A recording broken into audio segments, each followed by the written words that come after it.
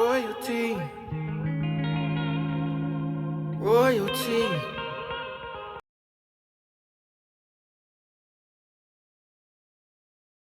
Everything works out perfect. We will be in 1 Samuel chapter 13, and I'm going to double check just on my device to make sure everything is working good for you all. Okay, looks pretty good. I can see it over here. So let's get started. If you can open up to 1 Samuel chapter 13. The title of our lesson today is The Danger of Cognitive Dissonance. The title is The Danger of Cognitive Dissonance. All right, so just to recap, the past couple weeks we've been looking at the character of Saul and Samuel, and we learned, Mom, can you... and we learned how Yah has been dealing with the children of Israel for asking for a king. And we're getting to see the development of Saul, and we've kind of discussed in previous weeks the character of Saul and how he started off as a good man who had a heart to work and do the will of Yah.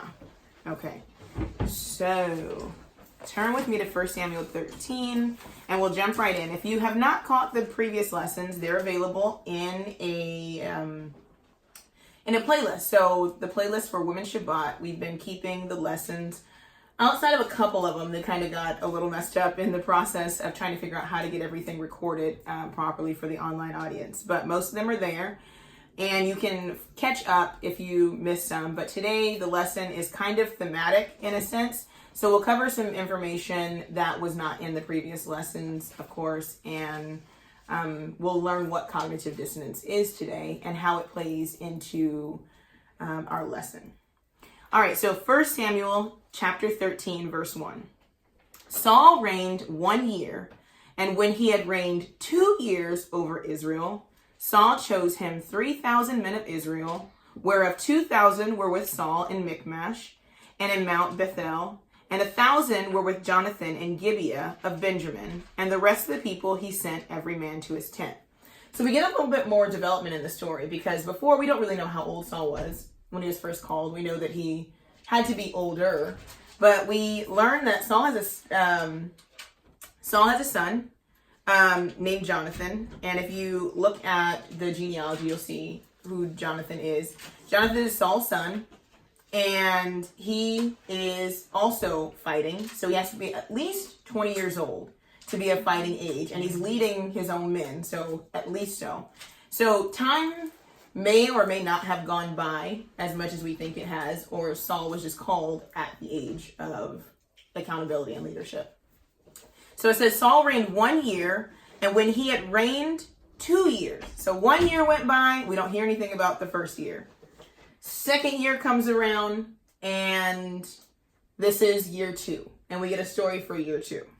Okay, so he has these men, he's gathered them to Bethel, and some are in Gibeah. If you don't remember from last week what happened in Gibeah, the Nahash came, and they came to smite them, and they subdued it. So then obviously Saul, as a military man, sets up reinforcement in that area, just in case the enemy tries to come back. You don't fight and then leave the area, then the enemy will just return to the people and do the same thing again. So he sets up 1,000 men, fighting men there.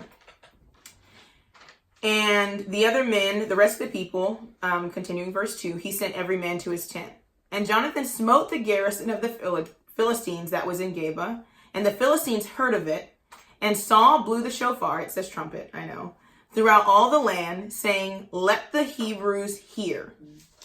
And all Israel heard say that Saul had smitten a garrison of the Philistines, that Israel also had an abomination with the Philistines, and the people were called together after Saul to Gilgal.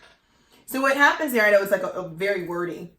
So remember, Nahash had been fighting. The Philistines are a perpetual enemy, and we'll get into that today. And so Jonathan smote or knocked down or broke down the garrison, or a separation place of the Philistines. And the people go, now we're seen in the eyes of the Philistines as an abomination.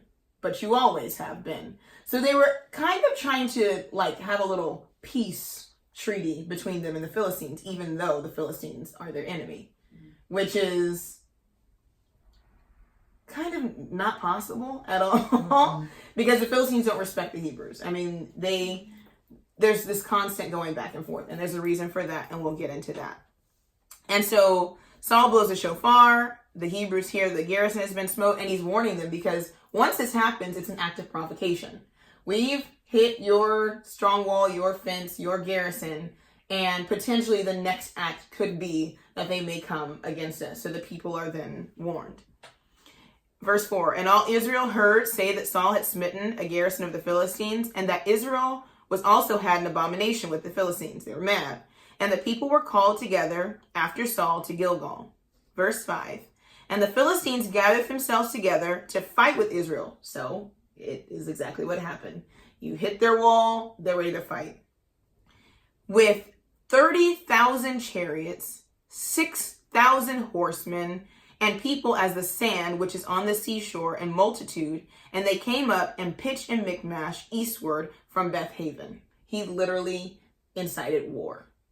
Okay? When the men of Israel saw that they were in a strait, for the people were distressed, then people did hide themselves in caves, and in thickets, and in rocks, and in high places, and in pits.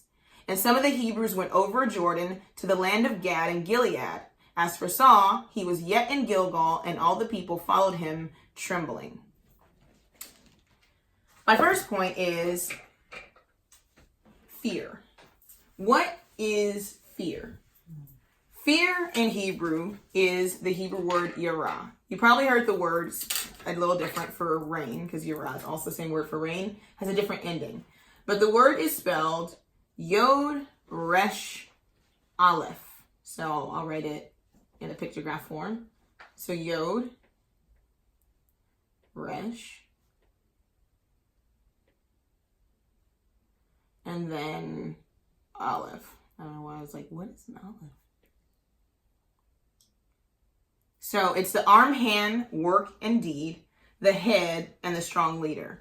The idea of fear is for something, right? Something weighty, something powerful to send you in a direction. Something that's pointing you or guiding you into a direction. The reason why the word yirah, which is for rain, means to fall down or to come down or to pour, which ends in a hey, which is like the man with his hand stretched. Let me go back and actually put the picture. The reason why these words are the same is because one, yirah, rain, right, to throw or to send, brings blessing. Rain brings blessing. Where fear comes with an aleph at the end because it's something that's strong and it's forceful. Fear is a force that leads you into some obscure places. So immediately when they were afraid, what did they do? They went and hid. They hid in caves. They hid in holes. They hid in pits. Like their fear led them. So that's why fear and the idea of to cast or to throw or rain have the same similar definition. In Genesis 3:10, we see the first mention of fear. And the first mention of fear is when Adam hid himself from Yah when he heard Yah coming in the garden. And the interesting thing about fear is fear should not be present if Yah is your Elohim. If you are afraid of something, the natural inclination of a child or somebody who knows that they have somebody bigger than them is to run to the strong tower or the fortress where they can be protected. But they know that they've sinned against Yah. So it's difficult to run to the person that you offended. In the children's lesson today, we went over the word grace. And in a Western construct, grace is seen as unmerited favor.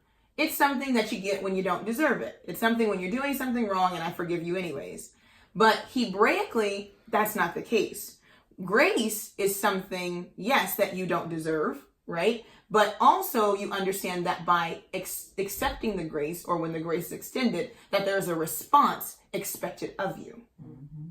Instead of, oh, I'm getting this because I don't deserve it. No, it is, I'm getting this, and because I've gotten this, my response to this should be right. So grace Hebraically is the idea of Yah inviting you into his protected space. So you're fleeing from an enemy. The enemy in our case is sin, death, and then the enemies we create, and sometimes even ourselves. And Yah is saying, I'm opening the door for you to come in. But the very fact that he's opening the door for you to enter in means that once you enter in that space, that you have to follow the rules of what's happening in that space, or you'll create an enemy within that space and get yourself killed in your place of protection. So the Hebrews knew that they had sinned against Yah. So to run to him meant, okay, now we have to go and do it his way. So instead of running to him because of the guilt, they hid themselves in pits and in holes and in caves, and they fled from their enemy when Yah had already proven that he was fighting their battles. So you see how we're beginning to see this idea of cognitive dissonance. Okay. We are not supposed to be fearful of our enemies. We're not actually supposed to be afraid. The verse where it says Yah has not given you a spirit of fear is not something that you say just to tell yourself when you're scared. The reality is we were never supposed to be afraid of anything because Elohim was for us, even from the time of the garden. That's why Adam, we're like, how did he deal around lions and panthers? He wasn't afraid. Without the sense of fear, how can something make you afraid? How can something even know you're afraid? How can it prey on you if you're not afraid of it? Right? You have a certain kind of boldness that then puts that thing into subjection, right? Does that make sense? So I'll read you some verses just to prove how serious Yah was when he said we were not supposed to have fear. Psalm 118. And it's funny reading it from King David, because we know he wasn't scared of much of anything. He literally fought a bear and a lion. He was like, and I literally pulled a sheep out of his mouth, and then it tried to get bad, and I just killed it. Like, how did you pull it? Okay, because I would have ran and left the sheep. You can have all these sheep, all of them. we'll get some more, I don't know. So Psalm 118 says, "Oh, give thanks unto Yahuwah, for he is good, because his mercy endureth forever. Let Israel now say that his mercy endures forever. Let the house of Aaron say that his mercy endures forever. Let them now that fear Yahuwah say that his mercy endures forever." Verse 5, "I called upon Yahuwah in distress, and Yahuwah answered me and set me in a large place. Yahuwah is on my side. I will not fear what man can do unto me. Yahuwah taketh my part with them that help me. Therefore shall I see my desire upon them that hate me." So Yah is then the one subduing and going after the enemy. He was like, oh no, why would I fear man if Yah is for me? And he's going to take out the portion on them of those that hate me.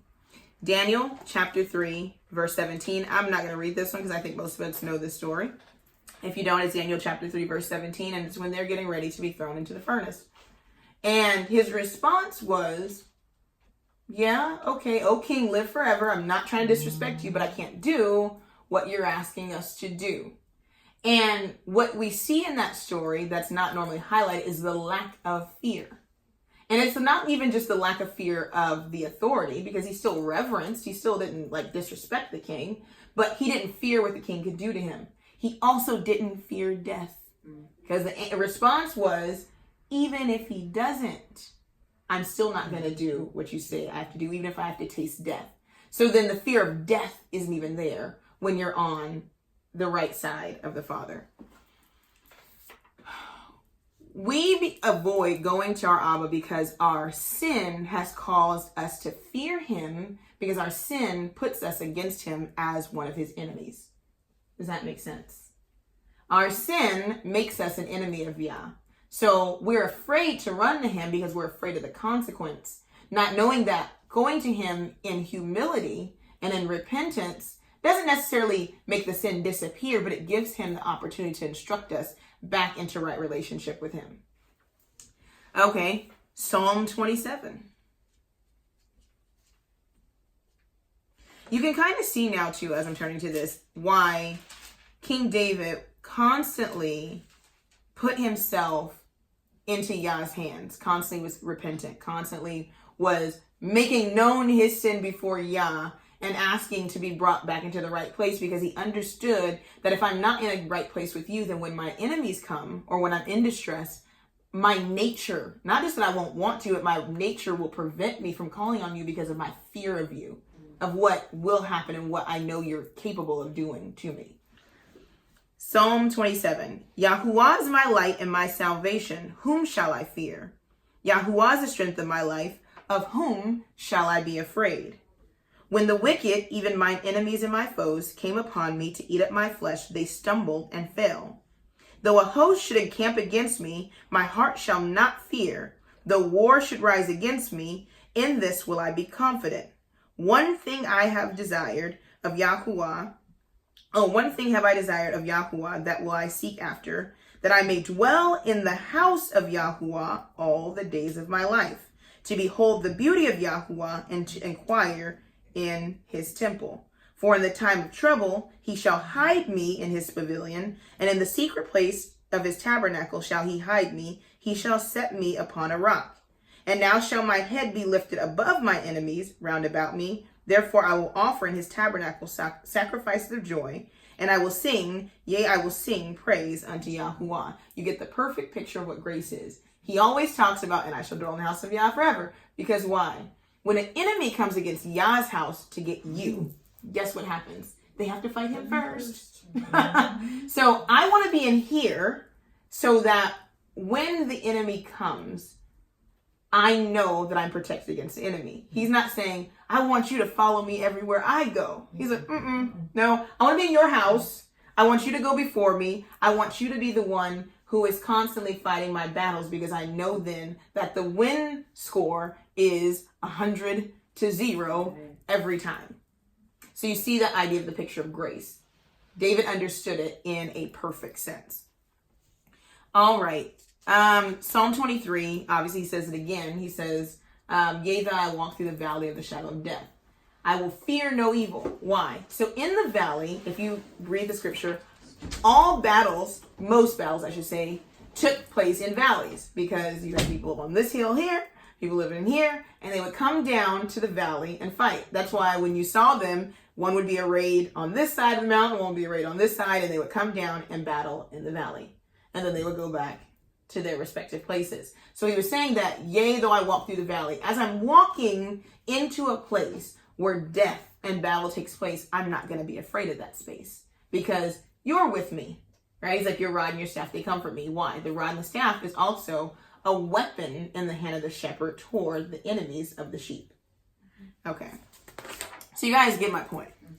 All right. Let's keep going back to 1 Samuel. So you see that they were afraid, and the reason why they were afraid. That's the point that I wanted to lay down very heavily, because, well, we'll get to that. We're going to get to this thing of cognitive dissonance. All right. To Israel. Okay, so let's keep reading. So verse 7. And some of the Hebrews went over Jordan to the land of Gad and Gilead. As for Saul, he was yet in Gilgal, and all the people followed him trembling. And he tarried 7 days according to the set time that Samuel had appointed. But Samuel came not to Gilgal, and the people were scattered from him. Okay. So, does anybody remember what the warning or what the relationship between Saul and Samuel was supposed to be?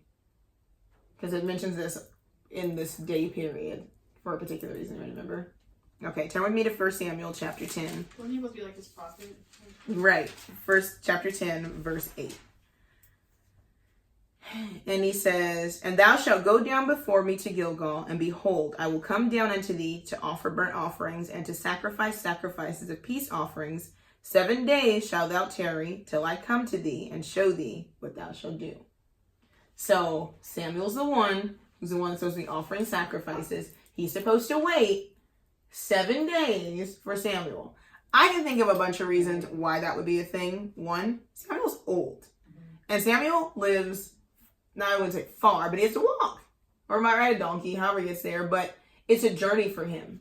So you don't know what Yah has him doing. So he gives him this 7 day period where before you do anything, wait for me at least 7 days. Right? He's saying, wait for me 7 days.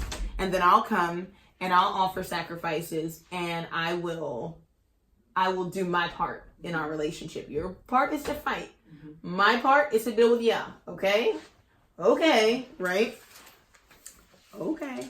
So it says that Saul waited 7 days or tarried 7 days according to the set time that Samuel had appointed. But Samuel came not to Gilgal, and the people were scattered from him. So from Saul. And Saul said, verse 9, bring hither a burnt offering to me and peace offerings. And he offered the burnt offering.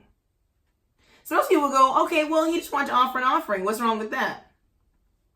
Well, the problem with that is that's not his job. He's supposed to stay in his lane. Correct? Correct.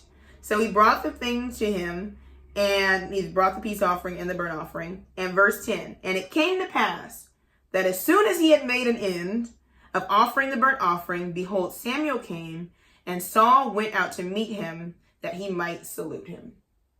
So, right, so can you just imagine this idea? We talked about how when you've done something wrong in a relationship, it's not the natural practice to then go out and like go toward the person that you offended, right? So you instantly begin to see something here, and we're going to see more of it later, but I'm going to lay down this portion for the future of what's actually happening in Saul's mind. I'm going to psychoanalyze him a little bit. So it says, as soon as it happened, he goes out to meet him. You would think that he'd be like, oh crap, I didn't wait long enough. He's here. I offered these sacrifices, and I'm supposed to wait 7 days, and it's still within the 7-day period. So technically, I have violated. So we'll see. So, behold, Samuel came, and Saul went out to meet him, and that he might salute him, right? Verse 11, and Samuel said, what have thou done? And Saul said, because I saw that the people were scattered from me, and that you came not within the days appointed, and that the Philistines gathered themselves together at Michmash, therefore I said, the Philistines will come down upon me to Gilgal, and I have not made supplication unto Yah. I forced myself, therefore, and offered a burnt offering. You're like, first of all, you lied on me, because I'm here. You're lying on me to my face. Right? And then you justify it. You were like, okay, see, we're supposed to go to battle. I mean, you heard it, right? So immediately I'm like, okay. Cognitive dissonance. We hear that word a lot. We hear that term a lot. And I know we have a sort of an idea probably what it means, but I'm going to give you a definitive idea of how the brain functions and what cognitive dissonance is, because it's very important not only for us when it comes to obeying Yah, but also in understanding what's going to be happening to Saul throughout the rest of throughout the rest of his story in this story. Cognitive dissonance. Cognition is the mental process of acquiring knowledge and understanding through thought, experiences, and senses. Does that make sense? Mm-hmm. So it's how we intellectually understand stuff, right?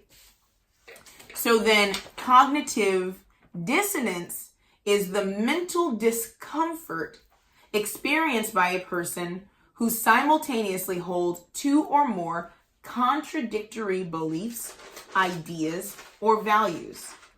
This discomfort is triggered by a situation in which a person's belief clashes with new evidence perceived by that person.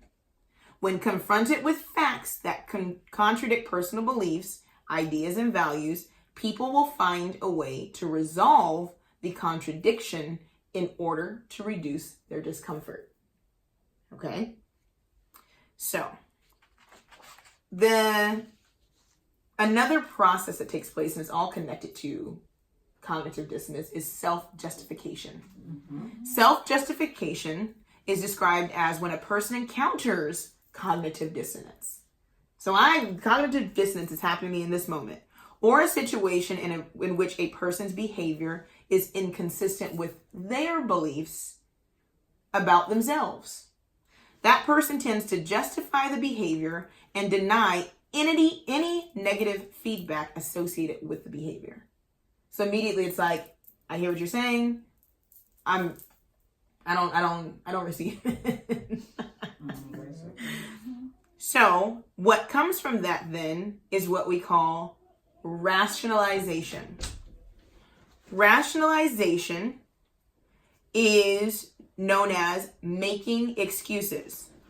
It's a defense mechanism in which controversial behavior or feelings are justified and explained in a seemingly rational or logical manner to avoid the true explanation. Can we see Saul? Right? So we're making in rationalization, we're making the actual explanation consciously tolerable or even admirable and superior by a plausible means. It's a two-step process, and it is a decision, an action, a judgment made for a given reason or for no known reason at all. The second part is a rationalization is then performed, constructing a seemingly good or logical reason for why you did what you did. Does that make sense? Okay. So then the danger in it, because that was my main point. The danger in it is when we're dealing with Yah and when it comes to being obedient to Yah and we experience cognitive dissonance, then we self-justify, then we rationalize. What we're doing is we're trying to then cover our own sins and make them like they're less than what they are. We're telling Yah, that wasn't a big deal to you. I know you said wait 7 days, but you knew the Philistines were here. This is exactly what you wanted me to do. I bet. Mm-hmm. Right? Where he's like, no. Obedience is what I wanted you to do, even if it meant you died in the process of being obedient to me. Fear me, obedient to me, and then we'll move forward after that. So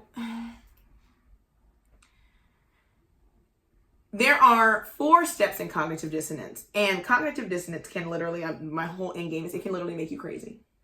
It will make you crazy. Not it can, it will. Because we are already experiencing a duality or a separation because of sin. And so then to justify how we think or feel in our sin and try to make it palatable or right before Yah's eyes will make you crazy. Because you know you're wrong. You know you're wrong. And you know Yah knows everything. Yet you're trying to convince the one who knows everything that he's wrong about what you know is right. You see how it's like... Right.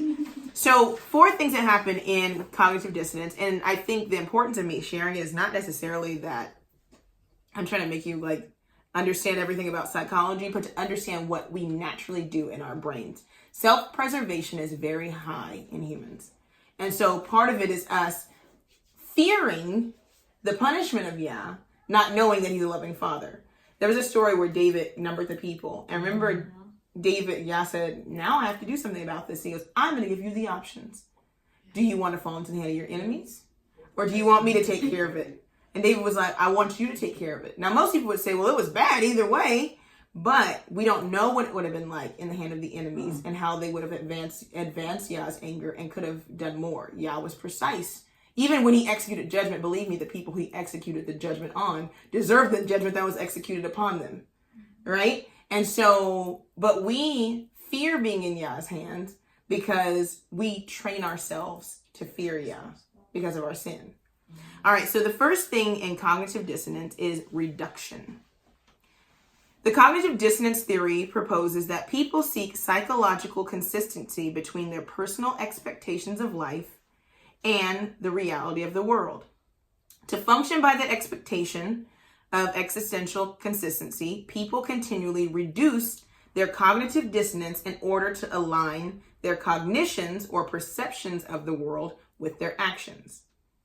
The creation and establishment of psychological consistency allows a person afflicted with cognitive dissonance to lessen his or her mental stress by actions that reduce the magnitude of dissonance. So, in practice, people reduce the magnitude of their cognitive dissonance in 4 ways. They change the behavior or the cognition. So, like this, I won't eat any more of this donut, right? I'm just going to change it. Justify the behavior or the cognition by changing the conflicting cognition. I'm allowed to cheat my diet every once in a while. Justify the behavior or the cognition by adding new cognitions. I'll spend 30 extra minutes at the gym to work off the donut, right?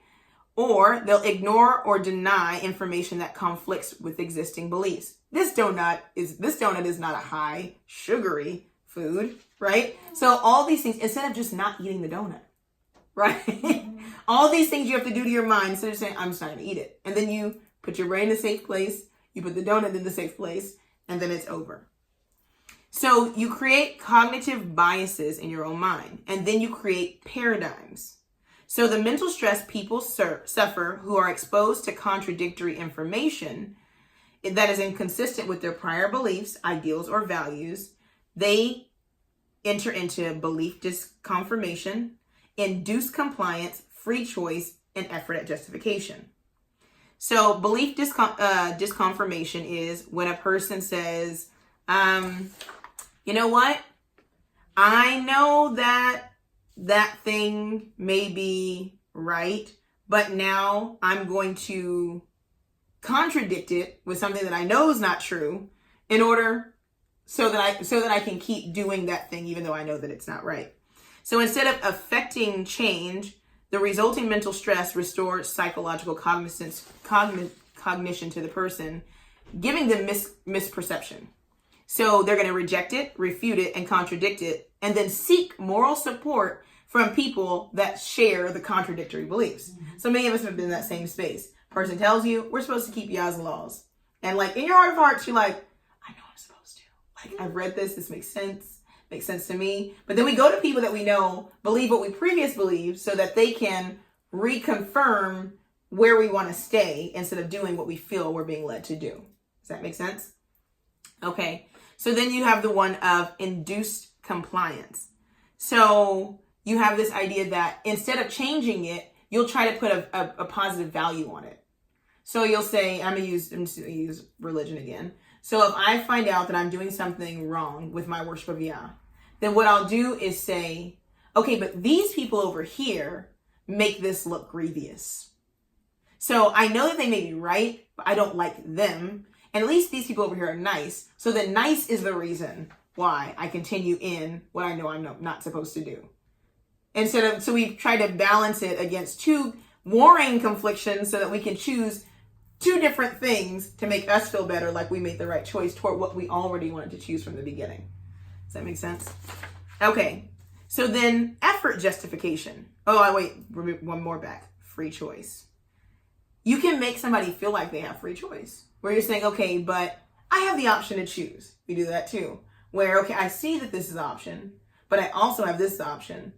And Yah knows my heart, so he knows I'm not going to choose against him. I'm just choosing the one that seems more palatable to me at the time, right?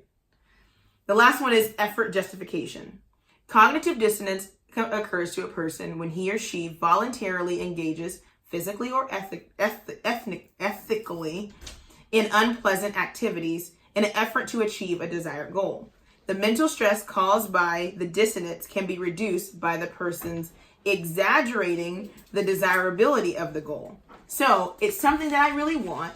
It's something that eventually will benefit everybody. So then I'm going to do this particular thing because now I'm going to justify that behavior based upon, once again, what I want. Okay? So back to that idea of self-justification. Self-justification, when we encounter that space of cognitive dissonance, I'm wrong. That's what cognitive dissonance is. I'm wrong.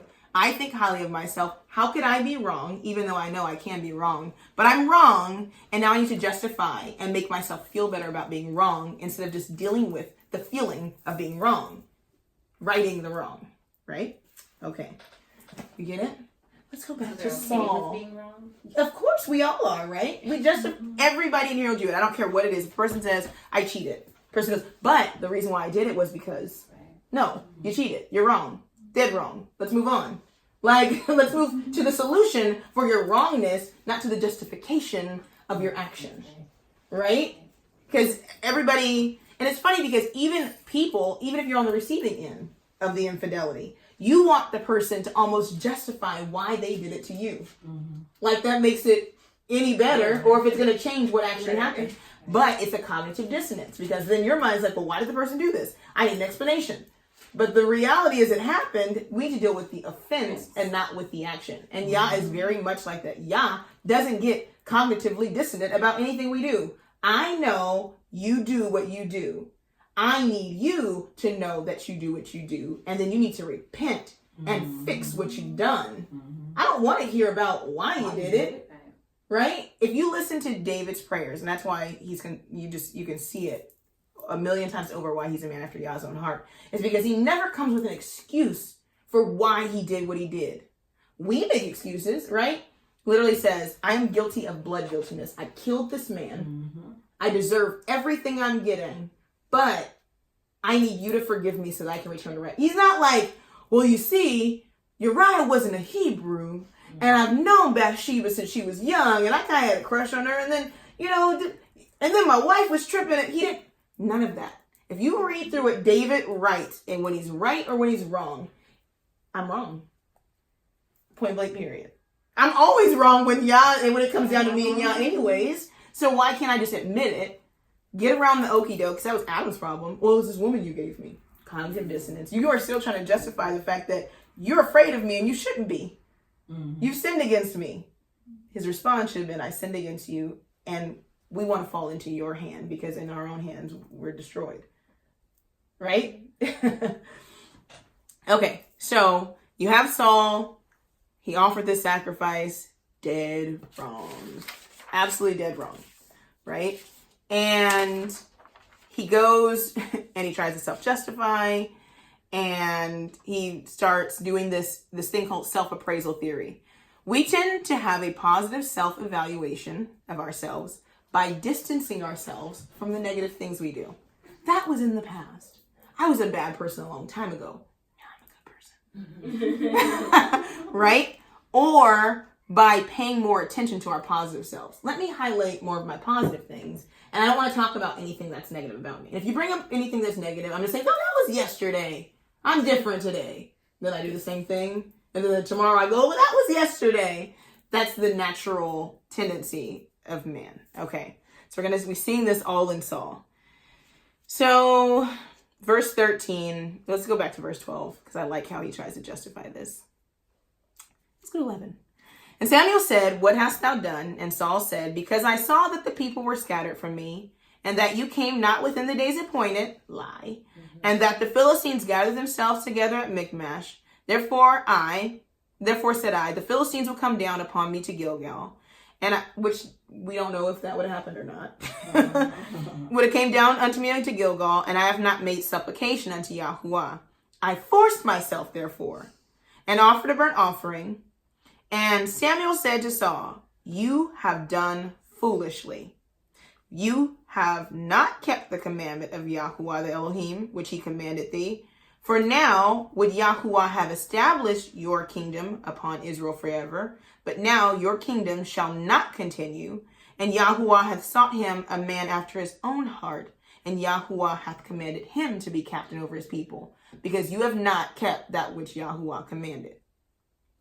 And Samuel arose and left. So what's interesting, everybody wants to hear the nice, palatable thing. But Samuel was like, no, first of all, I'm too old for this. I didn't travel 7 days. You didn't ruin my time. I'm old. This is a long journey for me, okay? And I got here and you're not listening. Yah has chosen you, the privilege, the honor to be in that position. And I get here and then you're going to try to lie to me. You'll tell me that I didn't come in the appointed time. And literally it says, and as soon as you ended offering that I came, it was in the appointed time. So I'm working with you. We have this relationship. It's been working. And then you decide to do something else. And then Samuel immediately, he's elder, so he spots this cognitive dissonance. And he's like, I'm not going to even let you stay in that uncomfortable place and play this game with me. Guess what? You're wrong. You sinned. It's over. And I'm going home. Like, it wasn't this like back and forth. Well, let me pray to Yah for you and see if Yah's going to change his mind. Or maybe he said 7.5 days and he didn't really say 7 and none of that. Yah's word is final and that's it. And so he says what he says and he left. And Samuel rose and got him up from Gilgal unto Gibeah of Benjamin. And Saul numbered the people that were present with him, about 600 men. And Saul and his son Jonathan and the people that were present with him abode in Gibeah of Benjamin, but the Philistines encamped in Michmash. And the spoilers came out of the camp of the Philistines in 3 companies. One company turned unto the way that leadeth to Ophrah, and unto the land of Shaul. And another company turned to the way of Beth Horon, and another company turned to the way of the border that looketh to the valley of Zeboim, toward the wilderness. So then, the next thing that happens is justification, self-justification, cognitive dissonance are all a beautiful playing ground for the enemy. He loves it. He's like, oh, it's great. You're over here just gonna keep going, huh? All right. So, because the proper response would have been repentance. You let him go. You just let Samuel go. You didn't say, okay, how do I fix this? Yeah, okay. All right, Jonathan, let's go over here to Gibeah. I already offered. Let's carry on. Did he say anywhere that he tried to? Not in this story. Yeah. See, because I thought the same thing too. When I was reading through this a few weeks ago, I'd go through all of it before, like just even past where we were studying in. And I came to that portion. I was like, oh, that's crazy. Because we always highlight the Agag, right? Mm-hmm. When he goes against the Amorites, right? And we say, oh, obedience is better than sacrifice. And you rinse the kingdom from you. We don't even realize you didn't catch it the first time. You did it again. Mm-hmm. So this is the first time that Saul was blatantly disobedient. This is the first one. Oh. Yeah, this is the first one. And so, because he had reigned a year, and it says, and after, so this is 2 years into his reign. And so a repentant heart is a place for us to be. We're supposed to dwell in that repentance. So consequences of disobedience are fear, self-justification, cognitive dissonance. Then you get the spoilers that come. That's the enemy. What do they come to do? We're going to read it in a second, but they come to disarm them.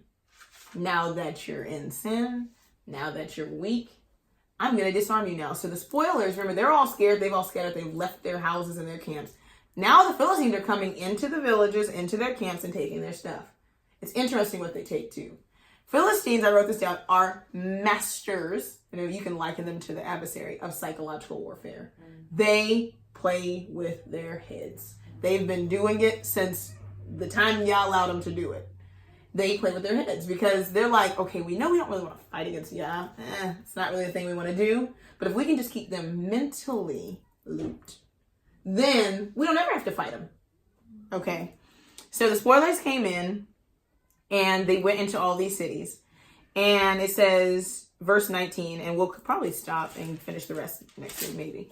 So it says, now there was no smith found in all the land of Israel, for the Philistines said, lest the Hebrews make them swords or spears.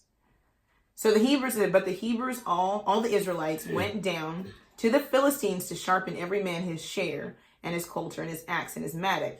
Yet they had a file for the mattocks, and for the coulters, and for the forks, and for the axes, and to sharpen the goads.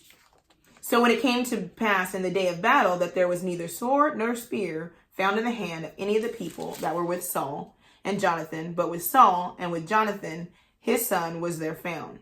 And the garrison of the Philistines went out to the passage of Michmash. So they came in and took all their weapons. And then took all their people that can sharpen their weapons, that can make weapons, and brought them with them. So, no, we're not going to fight you. We're just going to make sure that you're absolutely defenseless and you fear us every day.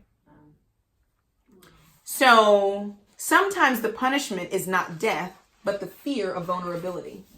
Constantly living in a space of waiting for your enemy to attack you is worse than just being attacked. If you've ever been a child and you've ever been threatened with a whooping, and you don't know when it's coming, though. Every time Mom walks down the hallway, you're like, what you jumping for? You're like, this is torture. This is mental torture. Well, okay, you're like, just give it to me already. And it may be in the parent's mind, I'm not even whoop your arm, so let you. Psychologically, I don't like that. Just be. So the Philistines took on that same psychological approach with the Israelites. They're like, oh, okay. Take all their smiths and their weapons and force them to come to us to get them sharpened. So now, in order to even feed your family, you have to come to us. Which means by coming to us, you're already scared. Because we might just feel one day, like when you come, we just might kill you. So now you have to come to your enemy and get your weapons sharpened. Or get, not your weapons, your tools sharpened so that you can eat. So then if you're afraid, your family doesn't eat. So then, like, can you imagine that idea of that fight or flight response being triggered every single time? Like, oh, my plow is not digging deep anymore. Philistines.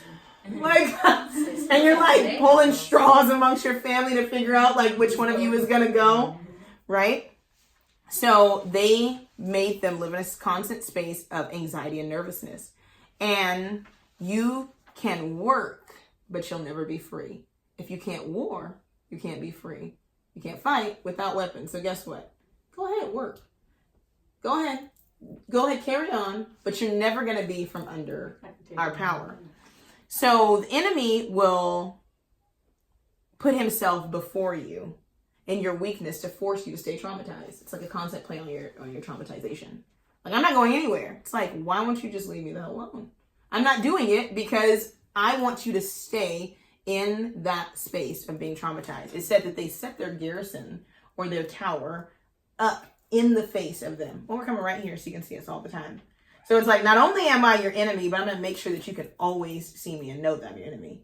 Just in case you forgot, I'm just going to taunt you a little bit every now and then, just so you know. So one of the things that I wrote down when I was looking at Saul was you put the people in a position to be made vulnerable because you wouldn't become vulnerable before you. Mm-hmm. That makes sense. Mm-hmm. How our lack of vulnerability before then disrupts everything else and everyone else around us. So I wrote this down. And let's look at Deuteronomy 28:43. Because Yah said this would happen. Everything that's happening as a reaction to their sins is because they first disobeyed Yah. Mm-hmm. And Yah is a man of his word. He does not lie. Mm-mm. All right. He says, Deuteronomy 28:43, the stranger that is within thee shall get up above thee very high, and thou shalt be brought down very low immediately. And he shall lend to thee, and thou shalt not lend to him. And he shall be the head, and you shall be the tail. What's happening? You have to go to your enemy. Uh-huh. You could have came to me, but because you didn't want to come to me, now you have to go to your enemy. He's high above you. He's the head. You're the tail. You can't even eat. Can't even get your plowshares and your axes and your forks sharpened. You can't even function. So the reality is, from this cognitive dissonance you get, I'm traumatized because of my sin. I'm traumatized because I have forgotten my Elohim. I'm traumatized because I set a king over me. Mm-hmm. I'm traumatized because I know it's my fault. Mm-hmm. I'm traumatized because my enemy has gotten high over me. Yet I hide instead of surrendering, still looking for a way to justify myself because my cognitive dissonance won't let me condemn myself. Mm-hmm. I still love me too much. I'd rather be in the hand of my enemies and still feel like I'm kind of justified. I'll even be mad at Yah, right? I'll get mad at Yah in my, why is this happening to me? You don't care.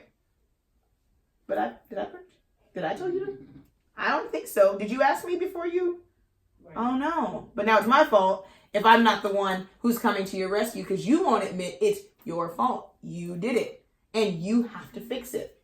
That idea, I hear people, especially like, I'm mainly Egyptiles, just like, people are always waiting for a savior. And I'm like, in a sense, they have a point. Because a lot of the stuff you get yourself into, it's your responsibility to get yourself out of. Mm-hmm. If you find yourself in the mess when your Messiah returns, you're going to end up just like everybody else. So in a sense, that's right. You're always waiting for somebody to do what you have within your own power to do. He's like, salvation is nigh unto thee. He's like, it's not high up. It's not too high. It's not too low for you. It's right here. It's in your mouth. Why? Because salvation is surrender. Mm-hmm. Salvation is saying, I can't do this myself. I'm wrong. I need help. Please snatch me out of this. And then repenting, turning away from that path and doing something different. It's not waiting for somebody to come and magically wave a wand and then all the problems and everything fall away. That's not it. It's never going to happen that way. When they turn, if my people who are called by my name will humble them, it gives you an action. And then when you return and do what Yah said, then he responds. There's no response without action. So you're going to just go hide in the pit so that the enemy can come and then spoil everything and then constantly live in fear, or stand face to face with the reality that as a people, as just humans, in a lot of ways, we suck. Like, I know it's hard. Like, it's not negative self-talk. Like, I feel positive about things, like when I'm doing what I'm supposed to do. But in a reality, we fail horribly a lot. But it's not the failure that should keep us. It's the fact that when we return and follow Yah, what he can do with a failure. With when we come short. He can bridge the gap where we fall short. Yah he's not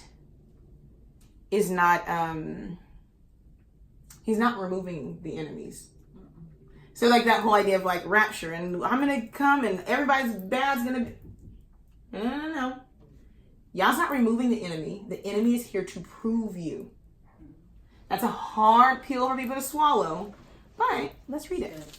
Judges chapter 2, verse 19. Because in the beginning I mentioned that why are the Philistines even here? Why are they even a part of what's going on? Actually, let's go to Joshua 24, and then we'll go to Judges. Joshua 24, verse 4. No. Judges chapter 2. That was another verse I had. All right. Judges chapter 2, verse 19. It says, and when it came to pass, and it came to pass when the judge was dead, that they returned and corrupted themselves more than their fathers in following other elves to serve them and to bow down unto them. They ceased not from their own doings, nor from their stubborn way. And the anger of Yahuwah was hot against Israel, and he said, because that this people have transgressed my covenant, which I commanded their fathers, and have not hearkened unto my voice, I will also not henceforth drive out any from before them of the nations which Joshua left when he died, that through them I may prove Israel whether they will keep the way of Yahuwah to walk therein, as their fathers did keep it, or not. Therefore Yahuwah left those nations without driving them out hastily, neither delivered him them out of the hand of Joshua. There's another part, Genesis in verse chapter 3. Now these are the nations. Yah leaves no loose ends, which Yah left to prove Israel by them, even as many of Israel had not known all the wars of Canaan. Only that the generation of the children of Israel might know to teach them war, at least such as before knew nothing thereof. Namely, 5 lords of the Philistines. There you go, you Philistines. And all the Canaanites, and the Sidonites, and the Hivites that dwelt in Mount Lebanon, from Mount Baal Hermon unto the entering in of Hamath. And they were to prove Israel by them to know whether they would hearken unto the commandments of Yah, which he commanded their fathers by the hand of Moses. And the children of Israel dwelt among the Canaanites, the Hittites, the Amorites, the Perizzites, the Hivites, and the Jebusites. And they took their daughters to wives and gave their daughters and served their gods. See what I mean? So it was your choice. You start marrying these people, then you start feeling bad when you go to battle with them because that might be your cousin, might be your grandson that you're fighting against now. Now you have cognitive dissonance. So now you're making choices against Yah, and you weren't supposed to marry these people in the first place. And it's this constant thing where you make choices, and then when you have to confront the choices and then make a choice that now is going to go against what you have experienced because of your cognition, now it's hard to make the right choice toward Yah. And he's like, and I left them there, and I'm not removing them. So the same people, same practices, spiritually and physically, those things are left there to see that, no, I'm not going to remove it. I'm going to see what you're going to do when it's right there in front of you. Because then that's the true test. Anybody cannot do something if you never encounter it. Good for you. But when it is a thing, and when it is a stronghold, and when you resist it because you love Yah, that's where you're commended. That's where it's like, good and faithful servant, well done. I left them here. And to Samuel, it didn't matter. He was like, oh, they're here. Oh, okay. But to everybody else, it was a thing. And so let's close with Joshua, because he had the right idea. Joshua 24, verse 15.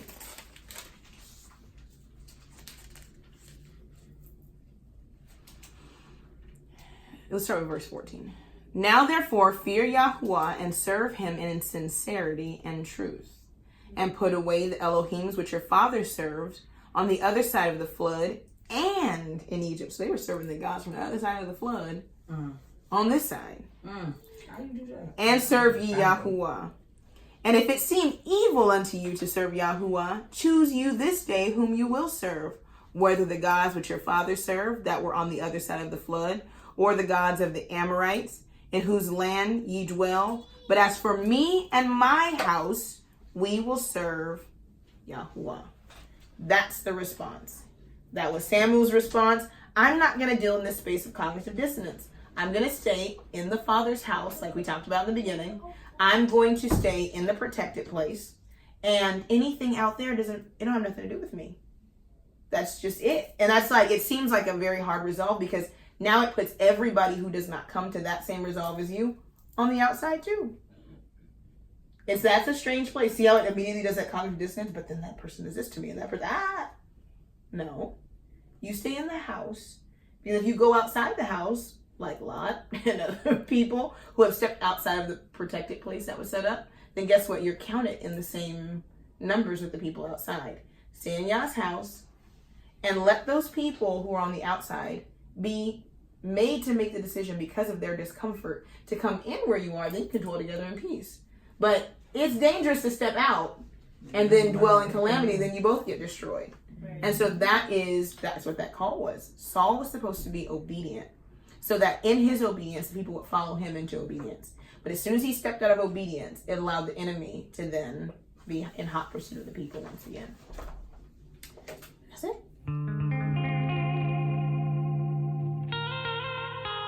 Royalty. Royalty.